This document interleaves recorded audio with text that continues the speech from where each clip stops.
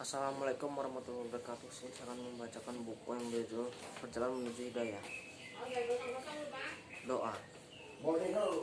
Segala yang tampak tidak akan kekal keindahannya, yang kekal hanyalah Allah, sementara harta dan anak akan binasa. Aku sudah menikah lebih dari 7 tahun. Alhamdulillah, segala yang aku dambakan sesuai pandanganku sudah aku dapatkan. Aku sudah mapan dalam pekerjaan dan sudah mapan dalam perkawinanku.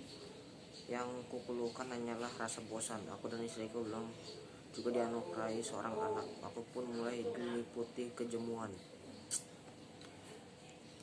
Aku sudah banyak mengunjungi dokter. Aku yakin bahwa aku sudah berusaha semaksimal mungkin. Aku pergi berobat di dalam dan di luar negeri. Ketika aku mendengar ada seorang dokter spesialis kemandulan baru datang, aku segera memesan waktu konsultasi. Berbagai kiat banyak diberikan, sementara obat-obatan lebih banyak lagi, namun tidak ada gunanya sama sekali. Lebih sering kami berbicara tentang dokter Anu dan Anu, apa yang dia katakan dan apa yang kami alami. Masa menunggu itu terus berlangsung hingga setahun atau 2 tahun. Masa pengobatan itu lama sekali. Ada yang menyatakan bahwa kemandulan itu berasal dari diriku, namun sebagian lain menyatakan bahwa itu berasal dari istriku. Pokoknya hari-hari kami hanya diisi dengan pemeriksaan dan pemecahan problem tersebut. Bayangan tentang anak begitu menguasai jiwa kami, padahal aku sedang berusaha untuk tidak menyentuh perasaan istriku. Namun segala yang berlangsung tetap mengusik perasaannya. Banyak pertanyaan muncul. Ada yang bertanya kepadanya, apalagi yang kamu tunggu, seolah urusan itu berada di tangan istriku. Ada lagi yang menyarankan agar ia berobat kepada dokter Anu di lokasi Anu. Fulanah juga menjawab sana, dan kini sudah melahirkan anak. Demikian juga di si Fulanah. Itulah orang-orang di sekitar istriku, memiliki banyak andil dan melontarkan pertanyaan. Namun tak seorang pun yang berkata kepada kami, kenapa tidak menghadap kepada Allah dan berdoa kepadanya dengan penuh keikhlasan. Berlalu sudah 7 tahun. Kami selalu menjulurkan lidah di belakang para dokter dan lupa berdoa. Kami pun berserah diri kepada Allah. Pada suatu sore, aku menyeberang jalan. Tiba-tiba kulihat seorang laki buta menyeberang jalan yang sama. Aku segera menuntunnya dan menyeberang separuh jalan bersamanya. Di tengah jalan, kami berhenti. Kami menunggu sampai bagian jalan di seberang menjadi agak sepi dari kendaraan. Lelaki itu menyempatkan untuk bertanya kepadaku setelah sebelumnya mendoakan diriku agar sehat dan mendapatkan taufik.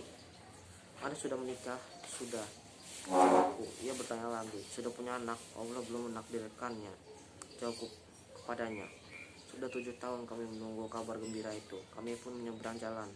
Ketika kami hendak berpisah, lelaki itu berkata, wahai anakku, aku sudah mengalami apa yang kau alami. Namun dalam setiap sholat aku berdoa, Robbi, janganlah engkau meninggalkanku seorang diri, sementara engkau adalah sebaik-baiknya yang memberikan warisan. Surat Al-Anbiya ayat 89. Alhamdulillah kini aku sudah memiliki 7 orang anak.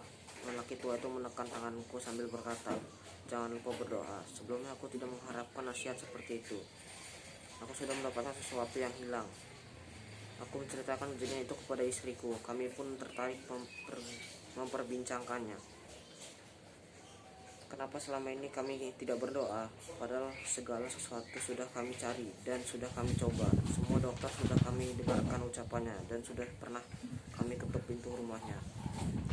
Kenapa kami tidak pernah mengetuk pintu Allah? Padahal itulah pintu terbesar dari pintu terdekat. Istriku juga ingat bahwa ada wanita tua yang pernah menasihatinya 2 tahun yang lalu.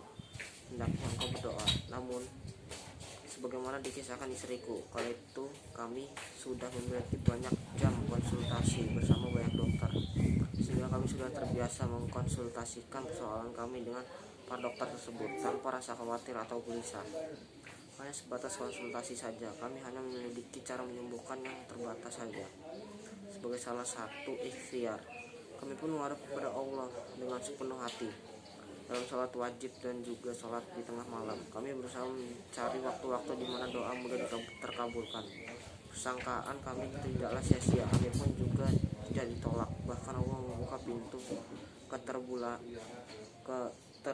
kabulan doa. Istriku hamil dan akhirnya melahirkan seorang anak. Sungguh maha suci Allah, sebaik-baik pencipta.